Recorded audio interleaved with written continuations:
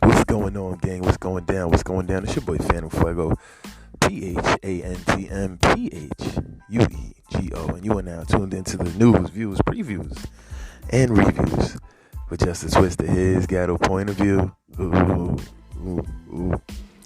So thank you guys as always for rocking and vibing with the show.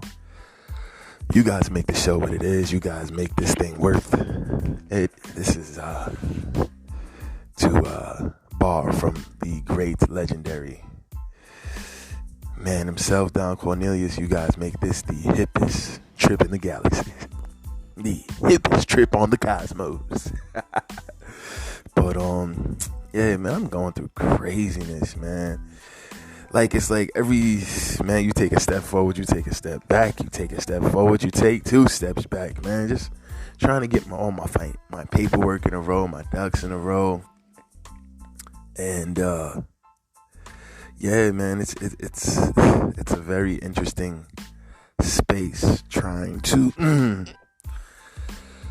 be an entrepreneur, and take your entrepreneurial endeavors to the next level.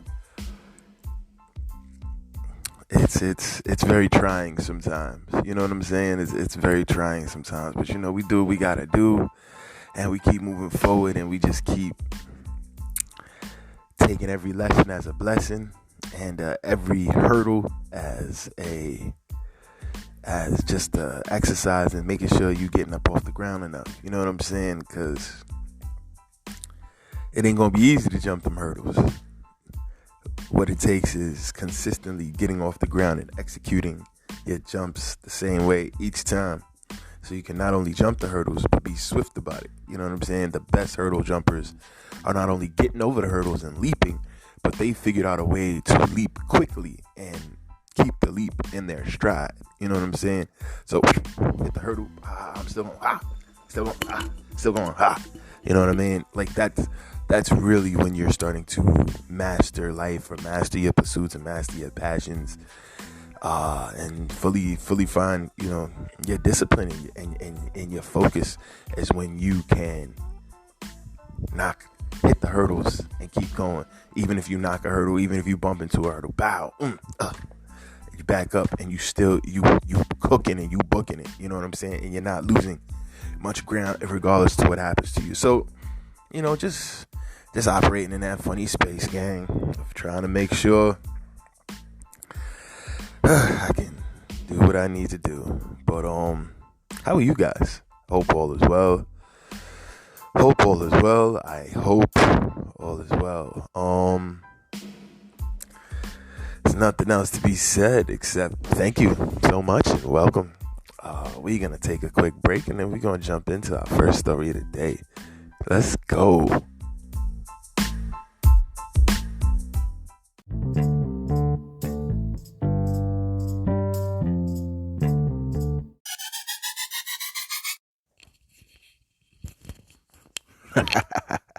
Yeah, we back. So today is our very special 420 special. Dun da da da. So shouts to everybody who engaged. Had a very amazing 420. His Ghetto point of view was out and about, checking the scene. I was invited to a lot of amazing things, but I didn't really get to enjoy myself like I wanted to, because you could call me silly, man. I feel like you can't really enjoy a day like 420 like you want to if you have to be all over the place. You know what I'm saying? Like, there were so many car accidents and traffic accidents and stuff. Like, I feel like if you're gonna be enjoying cannabis, enjoy cannabis responsibly, guys. It's the same way with liquor. Like, you have to set up a designated driver, guys, or you have to get an Uber or a Lyft. You gotta have somebody who doesn't smoke on a click, who's not gonna smoke right now, who's gonna wait to you to do their edibles and stuff till they get home. You know what I'm saying? However you guys set that up, so that they can, still have a good time too. If, like, okay, we're gonna let this time when we go out, John is gonna be the designated non-smoker guy. So everybody's gonna buy John some stuff. So when he gets home, John can enjoy himself. You know what I'm saying? We'll make sure to get him extra stuff because he looked out for us all night and he made sure to get us home safe. Like those are reasonable accommodations, or just everybody just chipping on the Uber, everybody just chipping on the Lyft, everybody just chipping on the rides or the Waze app. Like I don't. This doesn't have to be this crazy, guys. This is real simple stuff. Like when I was on my way home, I'm telling you, people was swerving and speeding up the highways. I'm like, come on, and I'm in a Uber or whatever, and I didn't even really get to enjoy myself. I ain't doing no eddies, no nothing. You know what I'm saying? I got some stuff. People gave me a lot of amazing things to take home and try, and I truly do appreciate that. But I just wanted to make sure, it's the first legal 420 out here, so I just want to make sure that if people needed me to make sure they was okay, people that don't normally engage that heavy was gonna really try their gusto that night. So I just wanted to make sure I was still kind of right for people. So I was just smoking. I ain't even drink no like people had like infused teas, dragon juices, this and that. I was good with all that. I ain't want none of that. I ain't want none of those problems. I just smoked a couple. Just kept it regular. I went to like 2 or 3 different spots. You know what I mean? Just saw some amazing performances, some amazing live music. Yeah, man, just enjoyed the vibes. A lot of the stuff I went to was outdoors, thank goodness. So got to keep everything keep people comfortable who may be have some concerns over the social distancing and things like that nature.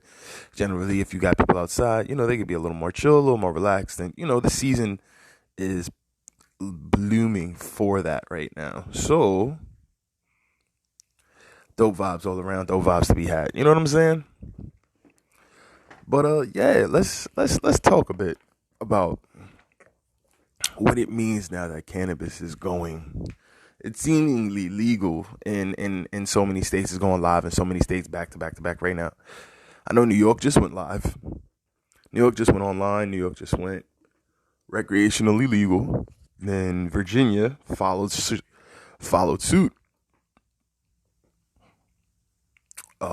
Maryland and Virginia. I believe DC is already on board, so Virginia's on board. So now they're just waiting for Maryland to get on board, and then the whole DMV area will be on board. New Jersey's on board. I believe Connecticut. Don't quote me. Let's actually look it up. I believe Connecticut's on board already. We can look it up right now, but I believe that Connecticut is already on board. Now New York is on board. I believe Maine and Delaware and stuff are already on board. So I mean the whole East Coast of the country is about to be on board soon, gang. I mean that's crazy. That's something that we would have never thought to even say a while back. Like the whole East Coast is on board now.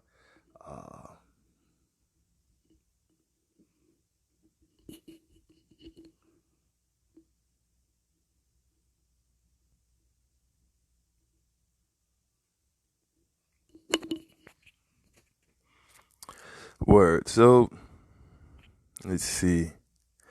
It's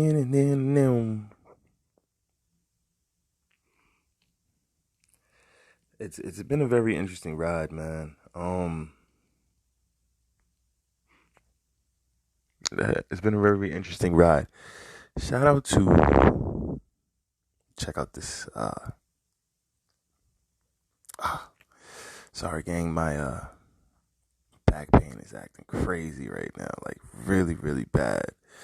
And what's so insane is lately I've been having a lot of arguments and beefing with my doctors and stuff, trying to figure out the next phase in my treatment. Excuse me, I'm about to lick. Oh, the medicine canoeing. Hold on. The medicine canoeing.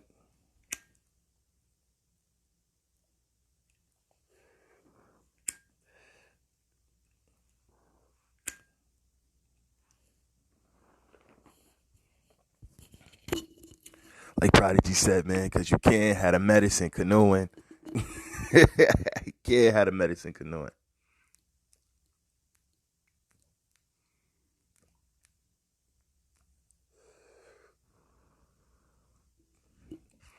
Cool beans, man. Can't have the medicine canoeing right now. Um, Definitely can't have the medicine canoeing, right? So shout to. Okay, well, this map is not even 1,000% accurate, but let's see. Shout to Weed News. They have a map accurate as of January, but we know now as of April, uh, New York and Virginia have gone online.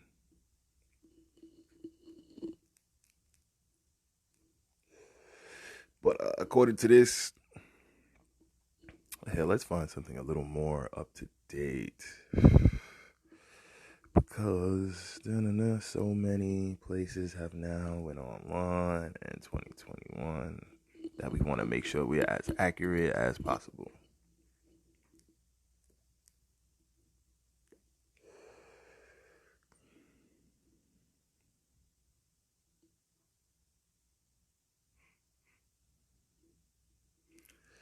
I hear you guys. Your map is allegedly very on par, but it's not the most up to date map we can get right now.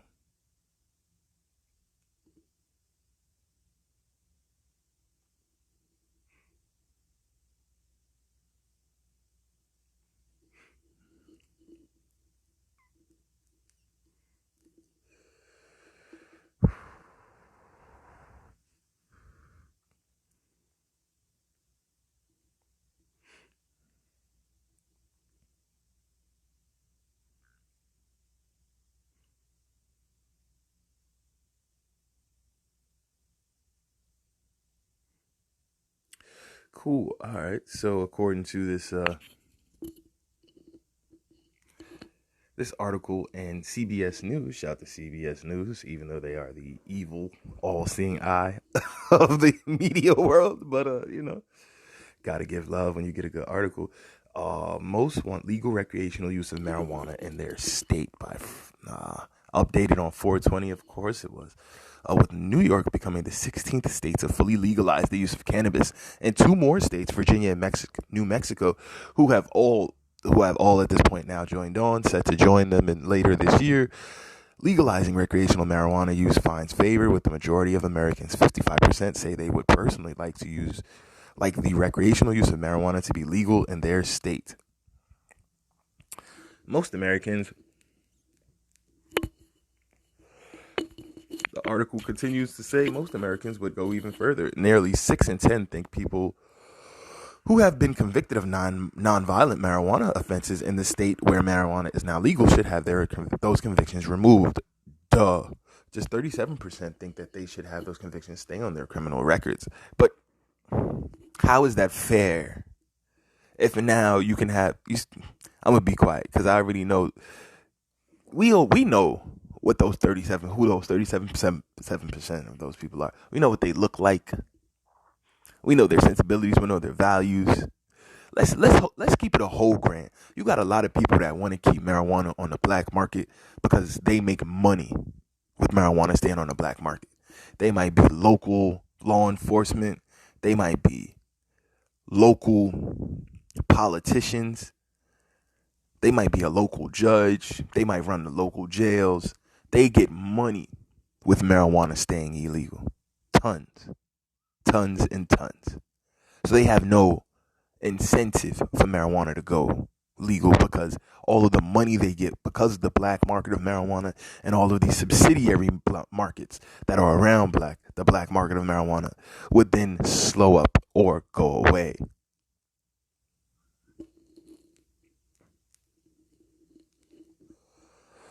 These people playing games.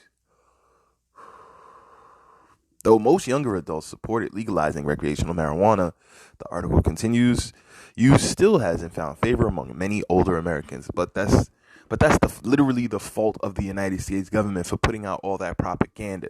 Of course, you can't just change their mind about all of the propaganda they saw literally for like 2 and 3 decades. You fuck faces. I'm gonna be cool.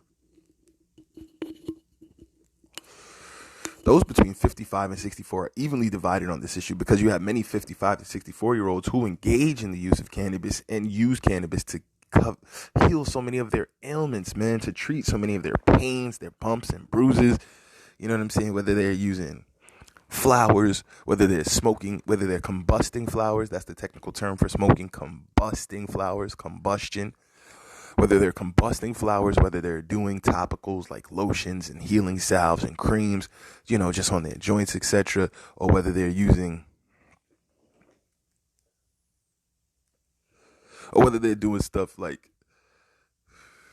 the shampoos, or they're creating, foods. They are infusing foods, creating snacks, edibles, or they're eating their breakfast or lunch or dinner just with a little can of oil, a little syrup in their syrup or what have you. They're figuring out ways to get the treatment that they need, and that is awesome. So of course they're conflicted because if they've personally have been able to, remove the stigmas, erase the hype, and now get with the plant, so to speak, and have somebody that they young, that they trust, bring them some that they know is safe. They've been able to see like, wow, this is not bad at all.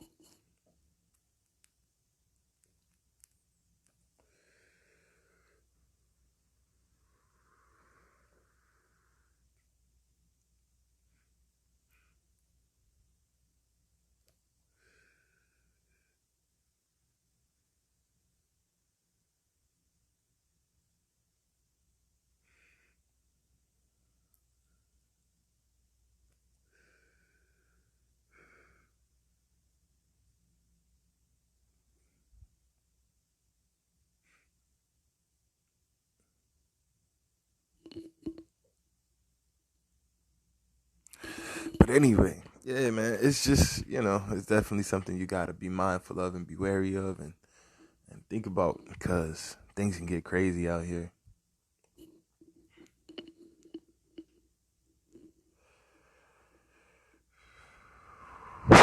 But the wild wild west of marijuana is no longer the wave. A lot of these older politicians, man, make so much money off of this shit staying illegal. It's not even funny. A lot of these older law enforcement officials, man, you don't understand how deep that rabbit hole of illegal marijuana goes, man. You don't understand. But that's what we here to learn together, because this is his ghetto point of view. And I'm going to give you my 2 cents on it. You know what I mean? You could take it or let it alone. You can agree or disagree. What you mean? Ain't no judges out here getting money off of weed. Ain't no politicians. Ain't no police out here getting money off of weed. Man, stop it. Stop it. Stop it. Stop it. Y'all sound silly, foolish, and naive if that's what you believe. Every local community has hundreds of thousands, if not millions of dollars of weed transactions going on monthly, sometimes weekly. Who you think is financing all that? Not average Joe working a regular 9 to 5. Unless average Joe is just the clean guy for his team and he just gets the taxes while the team is out there trapping. He just making it look good. Every team got one of those. Every team used to anyway. Shit is different, man. You don't have the clean guys no more. Like a lot of the rules that people used to play by just don't get played by now. You know what I'm saying? Which is crazy. But things change with time. Things change with time. And the fall guy, like you never used to have all these rappers taking 30 years, 45 years. I mean, AR just got 45 years. Juice World is no longer with us because allegedly he was afraid to take some charges. So he just swallowed a bunch of pills. Allegedly. RIP to that young legend. Wait, what are we doing, guys?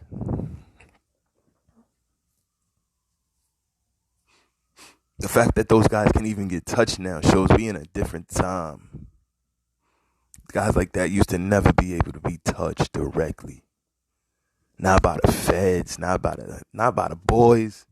None of the alphabet could get at them. FDA, I mean, FBI, CIA. You know what I'm saying? DEA. None of them, like ATF. None of those people could get these dudes. That's why they kept opening up more divisions. ATF. Alcohol, tobacco, and fire. When ATF come kick down your door, it's really a wrap. It's really a wrap. When ATF come kick down your door, you have moved into a different territory. You are no longer the business of the local government. It is now time to put hands on you. It is now time to put hands and feet on you. Like, seriously. That's when they want to reach out and touch you. Just to get close to you. But, yeah, man. The article goes on to continue. Legalizing recreational marijuana use is more popular in states where fully legalization is already in place.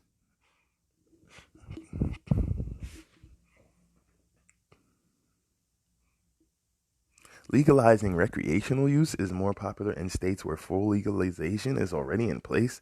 60% of Americans who reside in states where marijuana use is fully legal say they like it that way. Okay. I guess I understand that. 53% of Americans in states where recreational marijuana use isn't legal would like it to become so in their state as well. Okay. So they're saying the states where it went legal in, people may have been reluctant, I guess, at first, but I guess they understand the benefit now of not having the cops wasting all of that manpower and tax dollars chasing down people smoking leaves. Like, I mean, if we really gonna break this down to the nitty gritty, you are having cops with guns, bullets, handcuffs, tasers, shotguns in a car sometimes, depending on the district they're in, the locality, whatever. You wasting gas. You're beating up tires. You're pushing engines, possibly damaging vehicles. Some people are on bikes or on horses. Like you're exerting the horses. You're putting more tread on the bikes. You could pop chain. Like there's so much of a use of time, resources, and manpower that is needed, which is all just tax dollars at the end of the day. Money that is needed to quote unquote wrangle in the marijuana industry and not stop it, not curtail it, just push it in the directions that they want it to go. Because I don't know if you looking around where I'm looking around, because people been smoking since smoking been smoking and smoking been smoking. You know what I'm saying? Now it's just the regulations on it are a little bit more relaxed.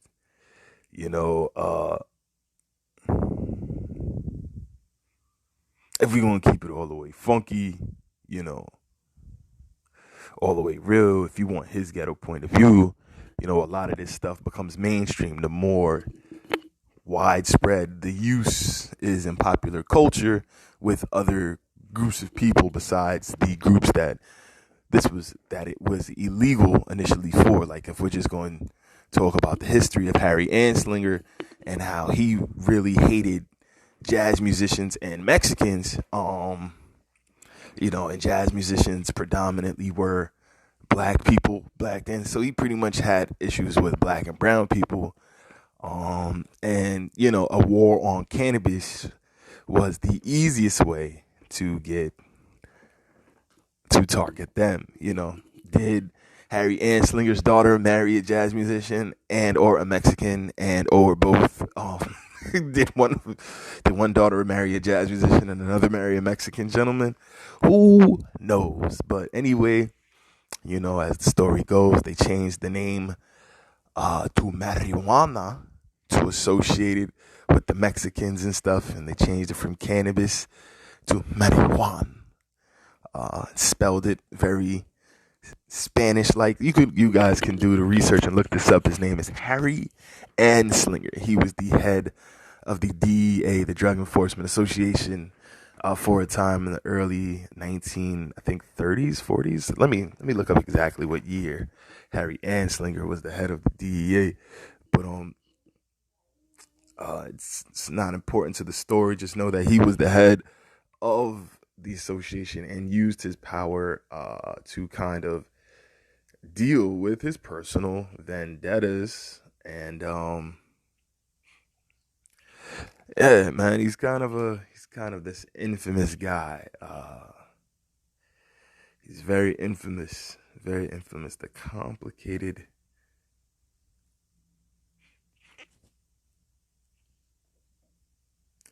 This is thanks to greenfund.org. Who exactly is Harry J. Anslinger?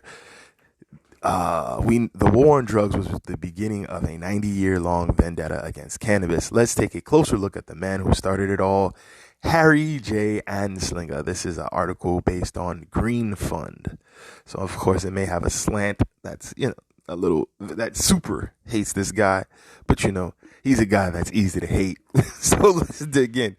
We note that the subject contained in this article represents illegal activity in certain jurisdictions.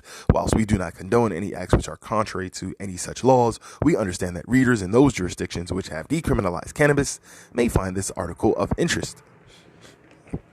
Over the years, the cannabis industry has gone through its fair share of highs and lows. Cannabis was once considered a go-to for pain relief and nausea. It absolutely was. Going back thousands of years ago and well into the 19th century. Meanwhile, hemp was a major player in the paper and textiles industry. As a result, the cannabis industry was thriving. That is, until prohibition ended. The 30s began, and Harry J. Anslinger came onto the scene. Currently, cannabis legislation trends are increasing and acceptance rates in the U.S. have increased by 30% in the past 2 decades. The industry has maintained its position as the number one job creator in the U.S., and the latest COVID-19 stimulus bill includes a cannabis industry under the Safe and Fair Enforcement Marijuana Banking Act. That's awesome. Definitely need more of that. Additionally, since the discovery of the endocannabinoid system in the 1980s, cannabis is now a frontrunner in symptom relief for a multitude of conditions. Epilepsy, multiple sclerosis, ALS, cancer-related pain, and nausea are all qualifying conditions in most of the 33 U.S. states where medicinal marijuana is legal. We're all happy and jumping on this cannabis-infused wellness wagon, but as we're building $1 billion industry, and that's just the Oceania region alone, there's so much money in cannabis. There's so many users of cannabis, and it can be used for so many different things. They just went over it, textiles, the beauty products, just making paper, clothing. Man, it's not just about smoking it, but that it's great for that too. It is simultaneously demounting the life's work of one Harry J. Anslinger. It is not hard to guess that he certainly wouldn't be happy with how things have turned out. Therefore, it is only fair to take a second to learn more about the man who demonized cannabis in the first place. Let's take a look. Harry J. Anslinger, the early years. Born in Altoona, Pennsylvania in 1892, Anslinger's experience with drugs occurred early in life. His neighbor had sent 12-year-old Anslinger to the drugstore to purchase morphine for his wife. That's crazy that you could just get morphine in the store in the late 1800s, I'm going to be quiet. His wife, a morphine addict, was inconsolably screaming from withdrawals. Anslinger described in his 1961 book, The Murderers, that he was appalled that a substance such as morphine could be available for purchase for anyone, let alone a child. This experience ingrained in Anslinger that drugs could turn the average person emotional, hysterical, degenerate, mentally deficient, and vicious. Anslinger always had a keen eye for adhering to the letter of the law. His first job was at a Pennsylvania railroad when he was a teenager. After a few years, he was eventually hired as a detective while completing his degree at Penn State. One of his most notable achievements was investigating a death claim. His investigations led him to uncovering a fraudulent death claim to a widower from a railroad accident. Anslinger's findings saved the company from a $50,000, which would be approximately $1.2 million today, payout. Okay, saved the company some millions. He was quickly promoted to captain of railroad police. Anslinger's disturbance for narcotics, his sixth sense for investigative detail, and devotion to law and order paved the way for a stellar career in law enforcement. Anslinger worked for the U.S. Department for most of his 20s and 30s, working on drug trafficking cases around the world. As a result, he had a steady hand in sculpting American domestic and international drug policies. By 1929, at the age of 37, Anslinger received a promotion, assistant to the U.S. Treasury Department's Bureau of Prohibition. Anslinger had developed a stellar reputation of being a brute force in the area of drugs and narcotics. He was a stern, disciplined, and incorruptible. It was no surprise that these characteristics, along with his track record, quickly advanced him up the vocational and political ladder. In 1930, President Hoover assigned Anslinger to be the first commissioner of the newly established Federal Bureau of Narcotics, FBN, now known as the DEA. So in 1930, he was first to be the first commissioner of the early 1900s. That was right. The position aligned him with congressmen, politicians, and industry tycoons to help aid him in his future vendettas and scandals. Anslinger was devoted to narcotics law reform. His work, however, was fueled by racism and disgust for an evolving jazz age and for an evolving jazz age for people of color. This is where it gets rough. He was a single-minded xenophobe and became a tyrant for an emerging culture. If not for his prejudiced political connections, his vendetta wouldn't have been as successful as it was. Yeah, because I mean, you can be as racist as you want to be, but you have to execute your racism. You need to be politically tied and have the financial backing and the resources behind you to make all of your desires, goals, your mindset, your agenda, or the agenda of others push through you all happen. Because I think it's foolhardy to blame him by himself for what happened, because to say one person could push all these buttons, dot all these I's, and cross all these T's, I think that's a bit disingenuous. I think this is all well orchestrated by people much higher up than Harry Anslinger, but him being the racist degenerate jerk he was, or him being at least willing to play that role for the public eye, he's always going to be gone down in infamy as the dude who didn't like weed and was racist as hell against jazz musicians, etc. So the article continues: the origins of the war on drugs. It's not hard to imagine why Anslinger hated cannabis so much. His job depended on it. Literally, Anslinger had devoted his entire career to eradicating illegal alcohol trades and narcotics. The man may be considered scum now, but he was as good at his job. Damn good. According to Johann Ari's book, Chasing the Scream, the first and last days of the war on drugs, Anslinger was targeting illicit drugs like cocaine and heroin, a relatively small minority. He had to cast a wider net. Prohibition was nearing an end, and Anslinger was under pressure to maintain the relevance of his job, not to mention that of the Federal Bureau of Narcotics. His answer: criminalize and target cannabis. According to Ari, Anslinger used the Bureau to push outlandish claims on the effects of the plant, inevitably establishing a trend between cannabis, disorder, and race. Take this famous quote, for example: there are 100,000 total marijuana smokers in the U.S., and most are Negroes, Hispanics, Filipinos, and entertainers. Their satanic music, jazz, and swing result from marijuana use. This marijuana causes white women to seek sexual relations with Negroes, entertainers, and others. Harry J. Anslinger.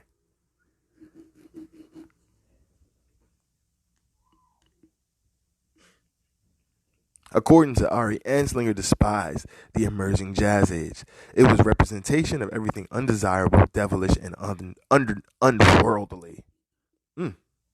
Jazz was not only associated with African American culture, it also went against everything that Anslinger believed in: discipline, order and tradition. Anslinger's Guide to illegalizing cannabis. Anslinger used racism as a way to affiliate cannabis with Mexicans and African Americans. He used his connections to propagate a media frenzy, pushing the rise of cannabis-driven crime and violence. With Anslinger's connection in Washington politics and newspaper tycoons, his efforts were notably successful. Anslinger would seek out violent crimes committed under the influence of cannabis and repeatedly represent them to Congress as a way to illegalize the plant.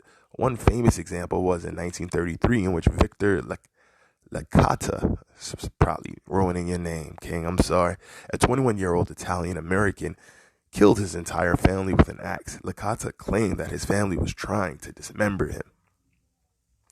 Though it wasn't a condition at the time, Licata had schizophrenia, a neurocognitive disorder that can elicit visual and auditory hallucinations and paranoia. Oh, he was schizo, even though that's not politically correct to say. Got it. However, according to the newspaper, Licata was intoxicated and addicted to cannabis. That's hilarious. You can't be addicted.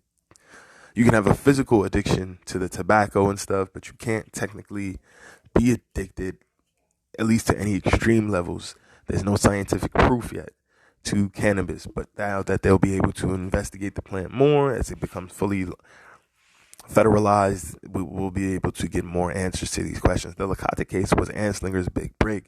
When he approached Congress in 1937, he used the Licata murders as an opportunity to turn a mentally ill man into a sane person who killed his family because of a newfound addiction to marijuana. Sheesh. Licata's mugshot displaying a crazed young man became the hero image of Anslinger's campaign. Additionally, Anslinger also approached 30 scientists to prove that cannabis caused violence. Only one of the 30 agreed. Naturally, he dismissed everyone who disagreed with him. Anslinger's main drive for the legislation of cannabis was fear. Newspapers began to refer to cannabis as a killer drug associated with Mexicans, murder, and mayhem. The release of Reefer Madness, dun dun dun, in 1936 only served to fuel the fear of the drug. In the film, cannabis could turn normal youths into crazed, violent people, while suicide and insanity became an explicit repercussion from using the drug.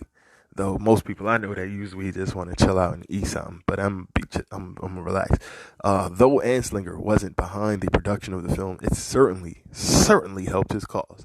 That's why I feel, gang, that this was bigger than Harry Anslinger, because you got, at the same time that Harry Anslinger's on the scene doing his thing, you got this Reefer Madness film being produced. To produce a film costs a lot of money, gang. Back then, today, no difference. It's just, you need the production team. You need to be able to get the permits. There's so many things that need to be executed to get a movie to a mass audience. So to say Harry Anslinger was the producer of this whole agenda against marijuana by himself, gang, come on, we smarter than that. If you listen to his ghetto point of view, you know better than that. And we're not gonna let them off the hook like that. We not. The Marijuana Tax Act and Billie Holiday. You motherfuckers did something to Billie Holiday.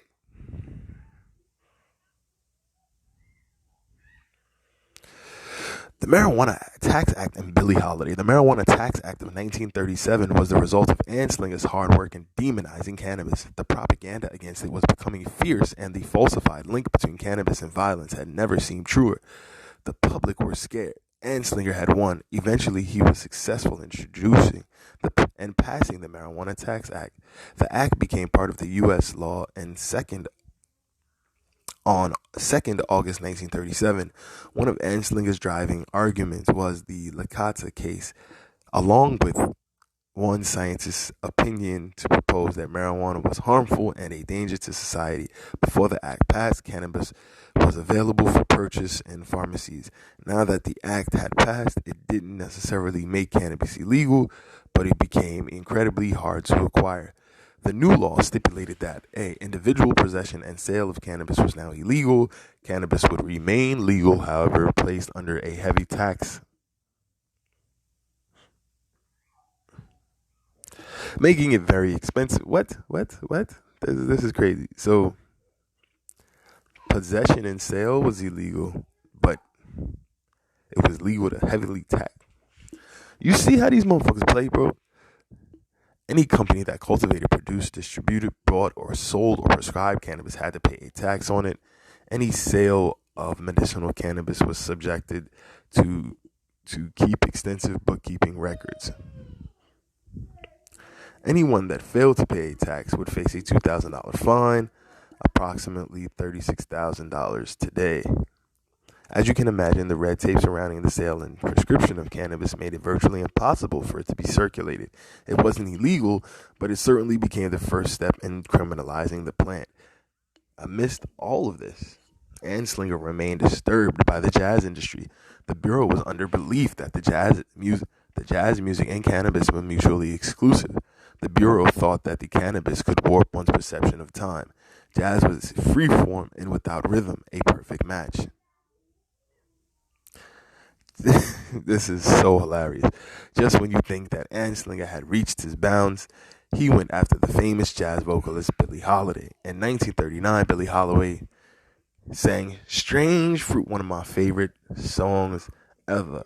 Hanging from them poplar trees, man. For those that don't know, it's a song about the racism that goes on in this country, and strange fruit, it's thought to be one of the things that strange fruit is thought to be is people being hung.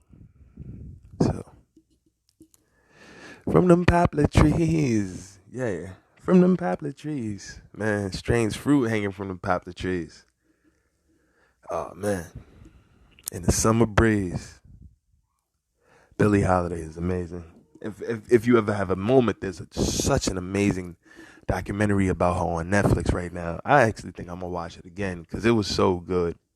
It was really good. I really learned a lot about her that I didn't know. She went through so much just to try to get her art out there, and she had so many abusive people around her just taking advantage of her, man, and not letting her just do her art and be dope from her husband, who was really just like her handler.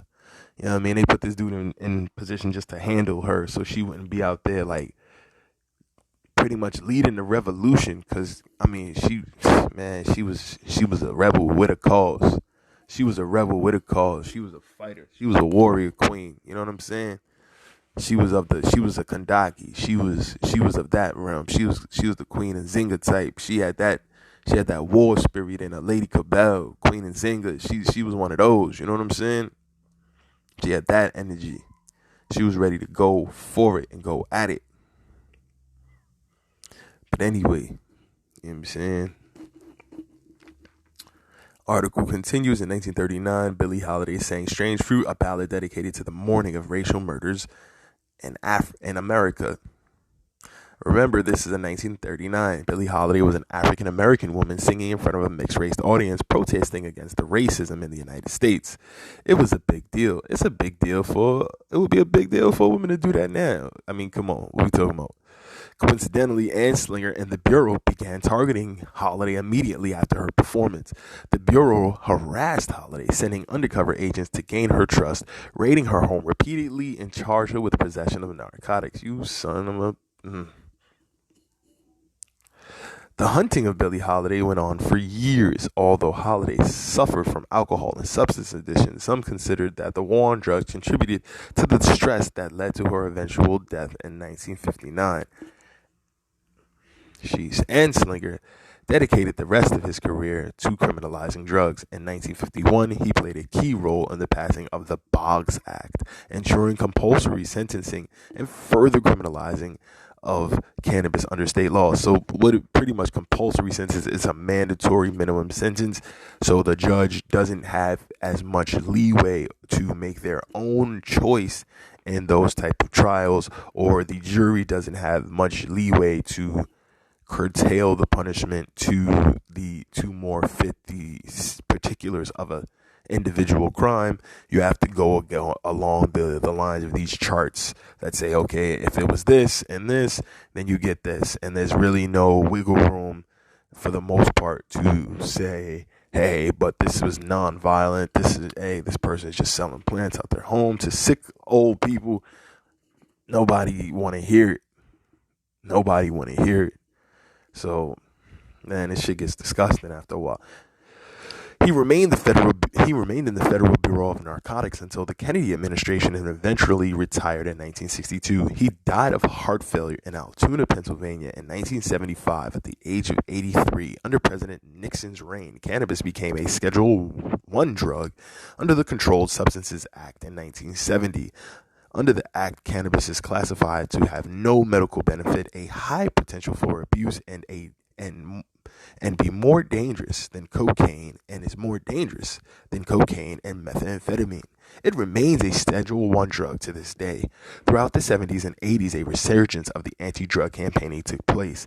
President Nixon labeled drug abuse as public enemy number one. One, one, one. One, one, one. One, one, one. Public enemy number one. I'm sorry, I'm silly, y'all. President Reagan officially declared the war on drugs, and Nancy Reagan began the Just Say No campaign, looking crazy into the screen like this. If you've never seen it, man, take a moment, go on YouTube, just watch her looking into the screen. We tell the kids to just say no. Looking into the screen all crazy. And now all these reports have come out that all of that pushing drug information on the kids in school may have actually caused drug use for these fucking kids. So thank you, Nixons. Thank you, Reagans. Appreciate it. Appreciate you making the kids a bunch of junkies. You fuck faces. I'm just being silly, y'all. But in all honesty, there are reports out there that show that having a overexposure to kids to all of this information about drug use actually makes kids more interested and intrigued. Don't touch the stove. Don't touch the stove. Oh, you touched the stove and you burnt yourself. And, you had a lot of kids try drugs that may not have, had they not been introduced to that information so early on in their life, and have it being brought to them by like bears and lions and just say no, kids. Oh, I love the drug bear. I love the drug lion. Like, what are you doing? Don't bring that shit to these. The next 2 decades saw a 12-fold increase in drug offender charges. The article continues. So there you have it. It has taken almost 90 years for the world to recover from Anslinger's. Come on, it wasn't just Anslinger's initial war on drugs. However, there is still an apprehension amongst political parties. Not everyone accepts cannabis, however. Times are changing. President now, Joe Biden, is seeking to decriminalize cannabis amidst his campaign against Trump in 2020. Well, we'll see where that goes. Meanwhile, cannabis is now an essential industry as a result of the current COVID-19 pandemic, and its acceptance rate is higher than ever. The global cannabis industry is growing steadily, and its R&D, research and development, guys, is finding new ways in which we can utilize the plant for medical and wellness purposes. We can only imagine what Anslinger would say about all this. Sorry, Harry, you may have won the battle back in the day, but you certainly did not win the war. Dope article by the Green Fund. I like it. It's very informative. I knew some of those things, but not in such detail. That was really dope, It's always good to do additional research. You can cross-check that, dot your I's, cross your T's. If there's anything you feel that article may have been stretching the truth on, or, exaggerating, his ghetto point of view at gmail.com. His ghetto point of view at gmail.com. His ghetto point of view at gmail.com is the place to get at me, yell at me, curse me out, show me some love. Let me know you appreciate the vibes. Suggest people that you want to come on the show, things you want us to review, films you want us to check out, albums you think we should be aware of, or, artists that are bubbling up in your area. His ghetto point of view at gmail.com. His ghetto point of view at gmail.com. And that's for all my international listeners as well. If you got some dope artists that you know internationally that are getting to it, I don't care where you guys are at. I don't care what language it's in. His ghetto point of view at gmail.com. His ghetto point of view at gmail.com, as long as I can easily access it on some streaming platforms, or you can send me a dope MP3 That's decent mixed quality. We can work it out. And if it's not decent mixed quality, we got that over here for you too. If you need something mixed and mastered to get it up to the quality that you can get it on the radio, hit me up at eqislife247@gmail.com. the letter Q is IS, life, LIFE, 247@gmail.com. But of course, any inquiries about this show, send them to his ghetto point of view at gmail.com. And also, much love as always to AJ's Kitchen for providing us these amazing vegan breakfast platters. So scrumptious, so delicious. This sausage and egg, all vegan platter with this homemade bread. Absolutely delicious. I really don't eat the vegan processed foods too much myself, but this is absolutely to die for. I was a little skeptical, but I'm going back for this again and again and again. This is, oh my God, so amazing. It tastes actually like egg, actually like sausage on this homemade bread. It's just to die for. They can do it with or without the cheese. Mine has peppers and onions all inside the omelet. It's, man.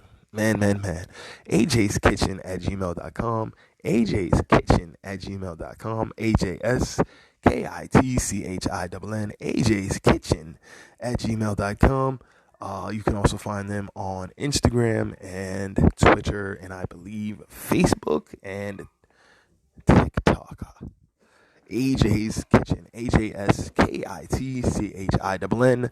Happiness served. Order up, and the kids will never know it's vegan. AJ's Kitchen at gmail.com. Ethereum is up 14% this morning. About to hit.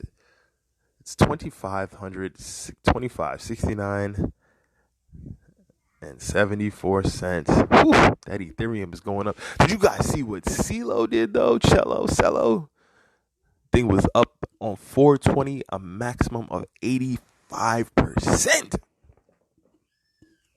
85% on 420. Come on now. And then yesterday, new kind of networker, NKN, was up almost 50%. Guys, this is extended alt season. This is like Indian summer alt season. This is amazing. Bitcoin is really balanced out. So you're seeing a lot of super activity in the old coins. Make sure you do research, gang. Make sure you do research. But I mean, this is ripe times, guys. This is time to jump in and splash in. Let's do it. Let's oh man. Let's go at it. Let's get this money. Guys. Let's invest. All right, it's your boy Phantom Fuego. We're going to take a quick break, and we'll be right back, continuing on with our 420 special. Let's go.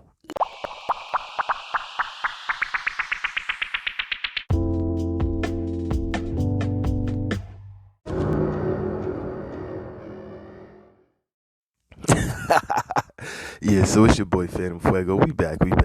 So one thing we do have to look at, that's something that we have to be careful with, of course, as we ingest and we have to use responsibly. Of course, we have to make sure that our children, anybody who has children out here, don't get their hands on it, our pets as well. You don't want your dog or your cat getting into your stash. They do have stuff that's specifically made for pets though, so you could try to get them that stuff that's more appropriate. Like you could get them some CBD infused dog treats, or cat nibble, or there's some things that are more appropriate for them, that are dosages that their bodies can tolerate. And of course, if you have a child who has some type of underlying condition, your doctor will hook you up with stuff that's appropriate for your child. If it's medically necessary, or give you the licenses in the right state to be able to create the medically necessary doses for your child yourself. Don't do it without making sure it's under the advice and direction of medical professionals. And just be wise about it. Just be wise. I do understand that there are great benefits for children, but we want to make sure we do everything carefully and safely. So in January, a in January, this article in Washington Post, as more states legalize marijuana, more children accidentally ingest THC laced edibles. Dun dun dun. In January, a 12-year-old in New Jersey was taken to hospital after eating a large quantity of what appeared to be Skittles candies, but turned out to contain THC, an active ingredient in marijuana that produces the high sensation. In December, a 3-year-old was rushed to the hospital after eating candy that looked like Nerd's rope, but that was laced with THC. And in September, a young boy in Massachusetts ate so many THC-laced candies that the emergency room doctors found 3 grams of THC in his body, a huge amount even for an adult. Poison control centers across the country say they have seen a spike in the number of children who have ingested THC after eating their parents' edibles, rising from just 19 cases in 2010 before recreational pot was legalized by any state to 554 cases last year. About 400 of those cases were children under 5. Because come on, little 5-year-olds, they just be grabbing stuff, man. They don't be knowing. You just have to, keep it away from them. That's all. And it's not like it's going to hurt them because, at the end of the day, they even have medicine that they'll give to kids, like cancer kids or whatever, that's in cases and stuff. So, yeah, you don't want them taking insanely high doses because, you don't want to affect brain growth or chemistry, if that is even a possible thing that it would even affect. And you just, you want to keep their body's chemistry as, even kill as possible. And you want to do things in moderation and see how they, it affects them if they do have a medical need to treat with the cannabis. That's all. Start moderately and build from there. And the right medical professional being on your team will help you, figure that out. Poison control officials attribute the rise in large to a growing number of states having legalized marijuana. There are now 36 that allow marijuana for medical use, and 18 of them now allow adult recreational use or have recently approved laws to do so, with a number of others moving in that direction. According to the American Association for Poison Control, when a state begins allowing the sale of marijuana for recreation, an uptick occurs in pediatric ER visits by children who have ingested THC-laden edibles. Kids at the ER. For instance, when Massachusetts legalized marijuana in late 2018, there were just 52 cases. By 2020, that figure was 257, according to the Massachusetts Poison Control. New Jersey legalized marijuana last year, and EIs have seen 85 children suffering the effects of ingesting pot. Little days, 55 of whom were under 5. Okay, man, a little drowsy. Cut it out.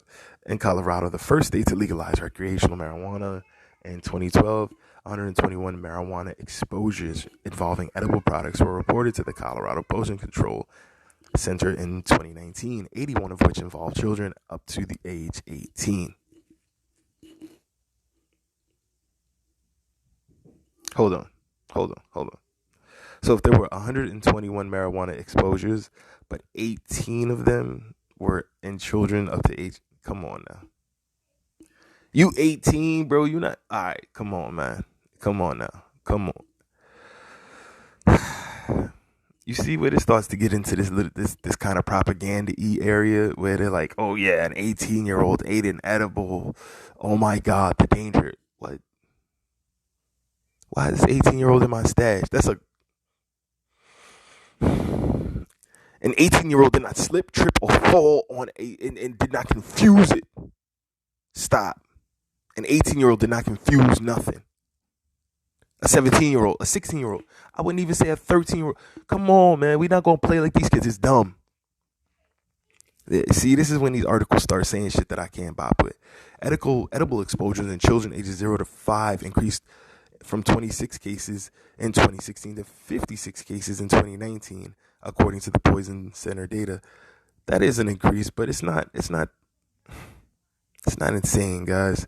Anytime a state goes from some form of enhanced cannabis access, whether they make it medical marijuana legal or they legalize it for recreational use, those states experience an increase in edible exposure to kids, says Diane Kalilo, executive and medical director of the ncaa Poison Control Center.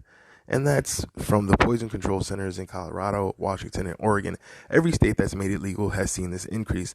I would also argue, though, is while you will maybe see an increase in exposure to just to some children, unfortunately, what you will also have is medical professionals who now have more knowledge about it and could treat it if it did happen either way, because it's going to still be happening in places where it's illegal.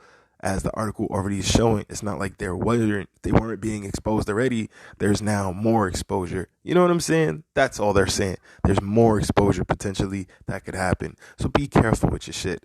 Be careful. Keep your shit up. Keep your shit safe. Don't be like playing with it around your kids. Make sure your kids understand the clear differences. Educate them on what is for mommy and daddy, what is mommy and daddy snacks, what are their snacks. Keep it in separate areas so that there's no confusion. Separate color cases, separate color packaging, whatever you have to do to make it clear that this is medicine. This is what I use for my medicine. This is not just food. This is daddy and mommy's medicine. Make sure you're very clear about that. Don't make them understand that you can ingest medicine in different ways, in different forms. And food is absolutely a form of medicine, because all it is about the ingredients that you put in it.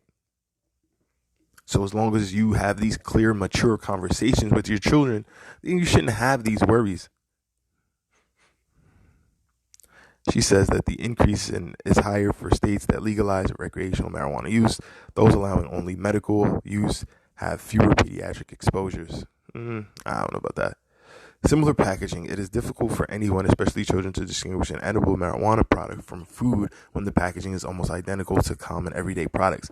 That I do not like, though. That part of it I don't bop with. Having like the Scooby-Doo and all that on the packaging, it's like you almost trying to entice the kids with it. It's like what they used to do with cigarettes back in the day. Like that I don't bop with. I don't like any packaging with all those. Like that, I used to think that was cute for like 5 minutes, but nah, don't do that. Don't give me no packaging with no Scooby. Like, and that packaging is so cheap and trash. It's like, come on, you could do better than that. You know, you could do better than that. Just listen. That's my personal take. I know people that use it. They use it to, and they have no problem using it, and they get into the bag. They would doing their thing. This is not a personal knock on you. I'm just saying, I don't like it. It's not my personal cup of tea. That's all. Just his ghetto point of view, guys. Take it or let it alone. Don't send me no Scooby-Doo packaging. The fuck? Don't send me no Pikachu packaging. None of that. Don't send me none of that. Unless that's the name of the strain. Like, if you got Scooby Snack strains now popping up, then talk to me. Talk to me nice about it. Shit. Alright, so, I mean, cool, man. High levels of THC can lead to dangerous side effects in children, such as trouble breathing, loss of coordination, drowsiness, and seizures. But it's crazy because you also recommend medical marijuana for children with seizures. In severe cases, children have landed in an intensive care unit and had to be put on a ventilator. Some states have attempted to address the issue. Colorado passed in 2017 a law that banned edibles in the shape of a human or an animal or a fruit. It also prohibited the use of the word candy or candies on marijuana products and required them to carry labels indicating potency in boldface, a very large font size, and enclosed in a shape such as a circle or square or highlighted with a bright color. When lawmakers were discussing the legislation, they discovered they couldn't tell the difference between the regular gummies and those that contain marijuana. In other states have either passed language or requiring childproof packaging and strict labeling requirements, or banning edibles outright. For example, California restricts the sale of edibles shaped like people, animals, insects, or fruit. Pennsylvania allows only pills, oils, gels, creams, tinctures, liquids, and products that can be nebulized and used in a vapor. Utah allows a gelatinous cube or gummy as an edible, but prohibits cookies, brownies, candy, and anything that has the appearance of appealing to children. Wow, didn't know that. North Dakota prohibited from the outset all edibles. Connecticut, having legalized only medicinal marijuana, allows for baked goods but prohibits marijuana to be put into a beverage or confectionery or any form that would be customarily be associated with persons under the age of 18. Connecticut has not yet legalized recreational marijuana, although supporters of legalization say it may this year. Deborah Borchardt, editor-in-chief at the Green Market Report, a cannabis financial news website, said edibles most commonly use the gummy form as well as chocolate because cannabinoids bind better with those elements. At the beginning of legal recreational sales, there were numerous candy copycats whose names played on existing candies, stoner humor, if you will. With few safeguards, the edibles could easily pass as a normal non-THC product back then. There were Stoner Patch Dummies instead of Sour Patch Gummies, or Mr. Dank Bar instead of Mr. Good Bar, and Reefer's Cups instead of Reese's Cups. But many states passed regulation to combat this practice, and trademark battles caused many of these copycat companies to stop, Borchardt says. Most packaging for marijuana edibles today is childproof, and the containers are clearly labeled, Borchardt says. Some states require that the product is stamped with a cannabis leaf or THC symbol. There are also limits on how much THC can be put into edible products, so consumers cannot accidentally take too much, she says. And the amount in each candy is clearly stated. But why not? But why would adults choose candies that clearly appeal to children? Adults like candy too, Borchardt says. Duh. Popularity of edibles, which are considered food products infused with cannabis extract, are one of the fastest growing segments of the cannabis market. They now comprise 10% of the $18.5 billion cannabis market, with sales growing from $1.34 billion to $1.81 billion in 2020, according to Headset, which provides data and analytics on the cannabis industry. Flower, quote unquote, meaning the leafy stuff in buds, holds the largest percentage of share with 47%, while vaping pens are in second at just over 19%, according to Headset.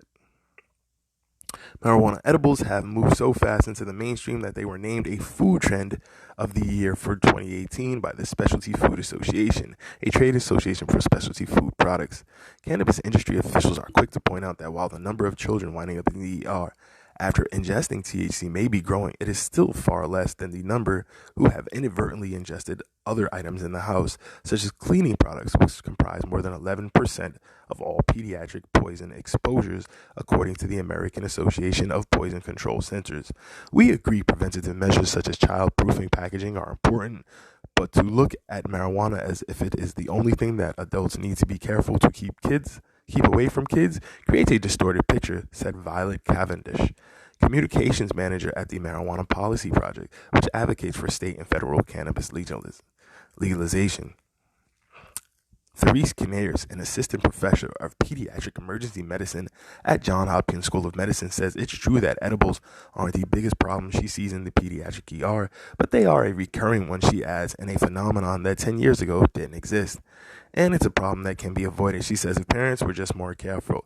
She recalls a case from November 2019 in which a 21-year-old toddler got into the parent's backpack and there was that was left on the floor and found a bag of the gummies in a pocket and began eating them. A parent called her and pulled the candy remnants from her mouth, but it was unclear how many she had already consumed. In that case, the child was fine, and it was easy to diagnose because the parent had witnessed the ingestion, Canara says. But in other cases, the parents will show up in the ER with a child who is acting odd, perhaps falling asleep and won't wake up, and the doctors have to determine whether it's a seizure, a brain injury, a fall, or something else. It's generally not going to be life-threatening to ingest marijuana, and it could be life-threatening to ingest certain cleaning products, but they're both problematic, Canara says.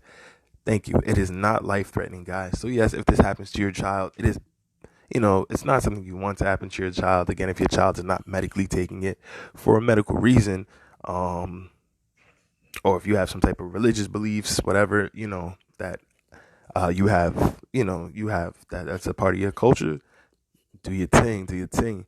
But, so again, these doctors from Johns Hopkins are making it clear it's not as bad as other things happening, but it can be problematic. So just be careful and just, be mindful. Label your stuff properly. Keep it out of the way. Keep it up high. Anytime a child gets into a substance that can hurt them, that's never okay, no matter what the source is. David Porcella, a retired police detective from Fresno, California, can attest to that. In 2020, he got a call from his 10-year-old daughter. She was at a friend's house and she didn't feel well. She and her friend had found some gummy worms in the bedroom of an adult in the house and eaten several of them without realizing they were laced with THC. The friend was throwing up and his daughter felt sick. He took her to the ER, where he said she was hallucinating and feeling paranoid, saying things you don't want to hear a 10-year-old say. Laced with THC, she told him she didn't know if she was alive or if she was dead. No one ever wants to see their child intoxicated, let alone having a bad trip. But she was telling me, Daddy, am I dying? I can't tell if I'm alive or dead. Everything seems real, but it seems fake at the same time. What? Oh, she was at one with the universe. She was at one with. She ain't know where she was. She was at one with the universe. She was probably seeing outside the matrix and just didn't know what the fuck to do with that. Wow, she was in the nothingness, man. She was at one with the The ER doctor told him there was nothing they could do except monitor her. Yeah, man, this just the trip just gotta pass. So he took her home, where she eventually fell asleep and woke up feeling better. But he's angry, not at the parents of his daughter's friend, but at the companies promoting this product in a way that he says is irresponsible and reckless. They're not making any attempt to keep it from being opened by kids or being identified by kids as something they shouldn't eat. They're doing the opposite. They're tricking kids into eating it. Yeah, I don't like none of those labels with the cartoons and stuff. I definitely, I would not promote that. That's the only thing I'd be like, yeah, I can see where that's a little bit rough. But yo, guys, this has been such a dope, amazing episode. We focused a lot on some THC, some CBD, some CBN, and some CBG, some CBA. Hey, it was a good idea. It was a good day. Some CBD. It's so many different. It's 144 different. I guess you say cannabinoids or different. Different cannabinoids inside the cannabis plant, and we haven't even got to tap the surface on so many of them. Some of them are just flavor profiles or what we would know as terpenes that they can use in different foods to make foods taste so amazing, and some of them are just. Some of them have amazing healing properties. CBN for sleep, CBN for pain relief, anxiety. CBD, of course, pain relief, anxiety. CBG, even more potent.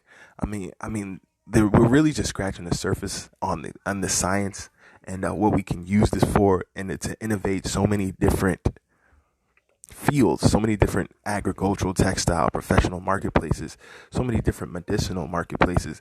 And I know a lot of people at Big Pharma and stuff are not really going like this, but screw them, man. Like, it's time for us to get back to some more organic, some natural healing. It's time for us to get back to having a better, more thriving economy. And hemp, CBD, cannabis can all help with that in so many ways. It's been your boy Phantom Fuego. This was such a dope journey and a dope ride with you guys today. Shouts to everybody that shows me love. Shout to you guys. I hope you guys had a safe 420. You got home safe. You enjoyed yourselves. I hope this episode was fun, was educational. I hope you learned a bit. But please, let's keep the conversation moving forward. Hit me up, hisghettopointofview@gmail.com. HISGHETTOPOINT, hisghettopointofview@gmail.com. And thank you so much to all those who continue to donate via PayPal at Phantom-Fuego-42. That's PHANTM Fuego. I'm sorry, that's the Venmo. Venmo is Phantom-Fuego-42. The PayPal is paypal.me/PhantomFuego. That is paypal.me/PHANTMPHUEGO. That is paypal.me/PHANTMPHUEGO. And the Venmo is PHANTM which is the line in the middle, PHUEGO -42. So Phantom Fuego 42. You guys rock. You guys are great. I super duper appreciate everything you guys do for the show. If it wasn't for you guys, I would not be able to continue to move this thing forward, have so many guests, be able to do the research, be able to take the time to get the formatting right, and get this show buzzing to where we all know it's going to go. We're slowly approaching that 1 year mark, and if it wasn't for you guys, it wouldn't be the hippest trip in the galaxy. I really and truly do appreciate every single moment I spend and share with you, because y'all could be anywhere in the world, but y'all here with me. And I'm humbled, and I'm beyond grateful. It's your boy, Phantom Fuego. This has been His Ghetto Point of View, bringing you the news, views, previews, and reviews with just a twist of His Ghetto Point of View. Ooh, ooh, Ooh. Yeah, if you haven't done so already, please make sure to like, share, and subscribe to the show. If this was your first time bopping with us, welcome. Thank you so much. Join the family. Hit the notification bell so whatever platform you on, whether you on Anchor, Google Podcasts, Apple Podcasts, Pocket Casts, Radio Republic, etc., whichever platform you on, you are rocking and vibing with us. Thank you so much to all those amazing platforms. And I'm only looking forward to continuing to grow and expand into more platforms and more marketplaces, and more markets, and just keep this thing growing to us as far as it can go, and even beyond that, even beyond that, and even beyond that, and even beyond that, and even beyond that. Thank you once again, guys. Once again, please continue to donate, support. Give till you hurts, give till it helps, give till you can, give and give and give and give some more. Every time you give, you'll be blessed and giving back more and more and more. I promise you that. Give, help. Show love, show love. And we pay it forward, man. And we pay it forward, and we pay it forward. This has been your boy Phantom Fuego. This has been really dope. Take care. See you Sunday. Peace.